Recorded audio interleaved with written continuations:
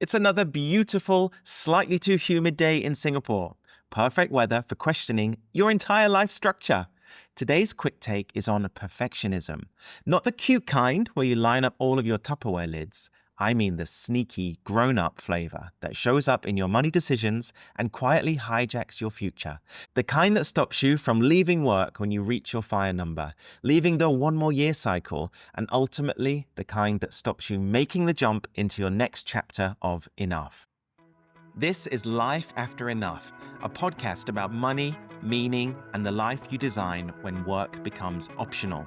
I'm your host, Nick. Let's get into it.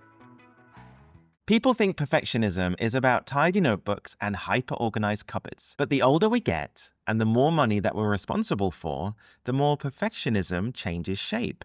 It starts speaking in spreadsheets. It uses language of withdrawal rates, sequence risk, capital preservation, inflation modeling. You've probably heard yourself say things like, let me build a bit more margin. Maybe I'll stay one more bonus cycle. I should wait for a calmer market. And this is where it gets tricky. All of that sounds really rational. It sounds careful. It sounds like good stewardship of the hard-won money that you've earned. And sometimes it is. But there's a point, and most of us know exactly when we've crossed it, where the spreadsheets aren't giving clarity anymore. They're just giving comfort. And that's the overlap with one more year syndrome. Perfectionism is the part of you that wants absolute certainty before you take the next step. One more year is the part of you that delays that step because uncertainty feels unbearable. They're two sides of the same coin. Perfectionism asks for perfect conditions, whereas one more year, well, that promises conditions will appear soon, eventually, just not today. But both of them keep you exactly where you are because the fear of being wrong feels bigger than the desire to move forward. And there's a real trap with perfectionism. It gives you the illusion of progress without ever letting you arrive at your destination. You end up almost ready, almost confident, almost willing to take the next step, but almost is a never-ending treadmill. And perfectionists, especially the optimization-loving FIRE crowd, are masters at staying on it. I know this because I've lived it too. I've optimized my life down to the studs. If something can be tracked in a spreadsheet, I've probably built 3 versions of it. I'm speaking to myself just as much as I'm speaking to you. Young Nick would be stunned by how far I've come on my FIRE journey, and yet here I am, still grinding, still not fully ready to make the big leap. The difference now is that I'm taking smaller ones, testing identities, routines, and ways of being.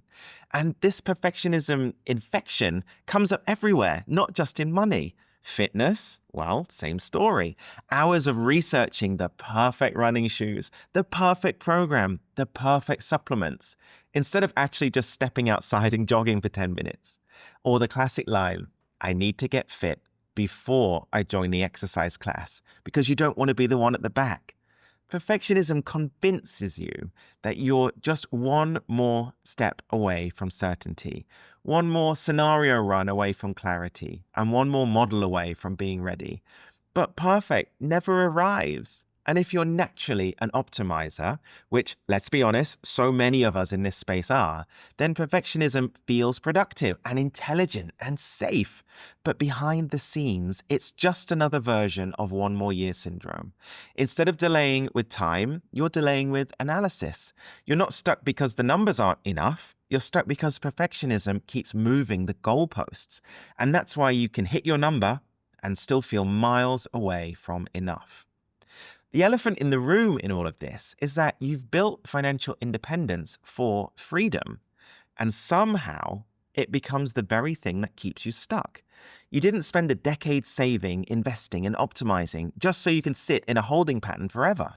You didn't pursue enough to become the curator of endless spreadsheets. But perfectionism has a funny way of turning your freedom plan into a containment plan. Instead of asking yourself the big questions, such as, what could my life look like now? Your brain slips into, what if my spreadsheet's wrong? What if I miss something? What if I don't have the perfect glide path into early retirement? Fire wasn't meant to be the finish line you admire from the distance. It was meant to be lived. It was meant to give you control over your time, permission to build your life intentionally. It was supposed to be a life, a real one, imperfect, evolving, occasionally messy, but yours. And if perfectionism has you sitting at the threshold thinking you are being responsible, then it's key to remember the only thing worse than running out of money is running out of time. Quick pause. If this episode is sparking something for you, hit follow so you don't miss what's coming next. Feel free to share it with someone who'd love it too. It really helps the show to grow. One of the books that genuinely rewired how I think about time is 4,000 Weeks by Oliver Burkeman. The core idea is simple. If you live an average lifespan, you get about 4,000 weeks on this planet. That's it.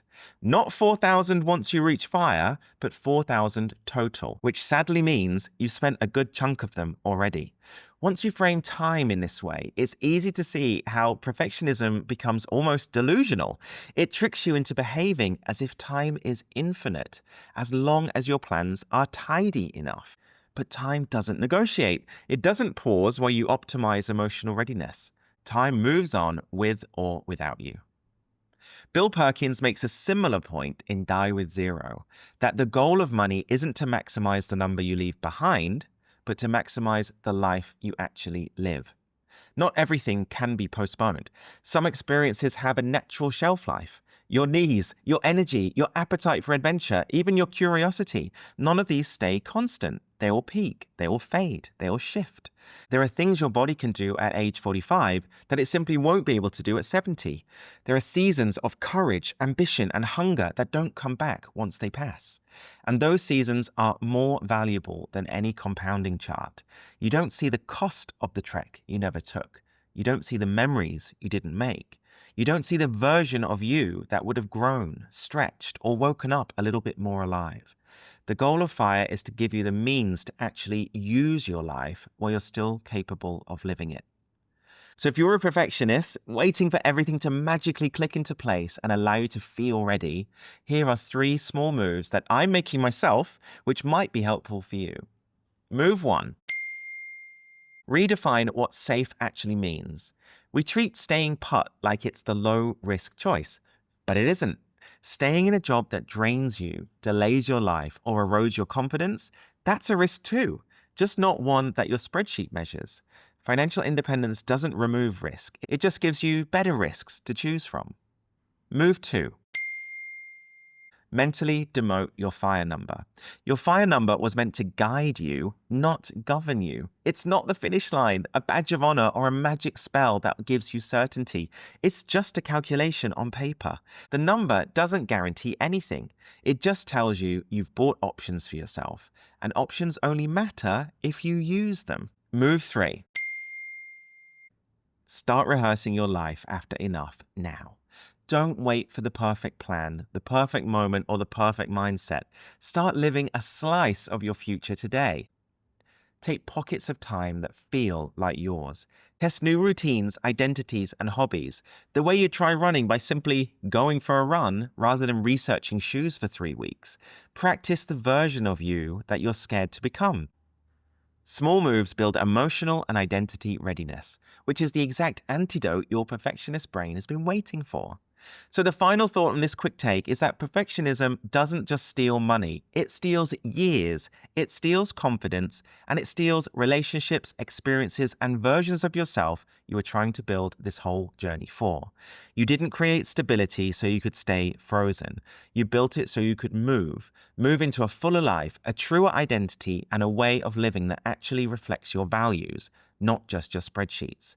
Freedom doesn't arrive when everything lines up perfectly. It arrives the moment you stop waiting for perfect conditions to appear. And whether your shift is tiny or seismic, that's when life after enough actually begins.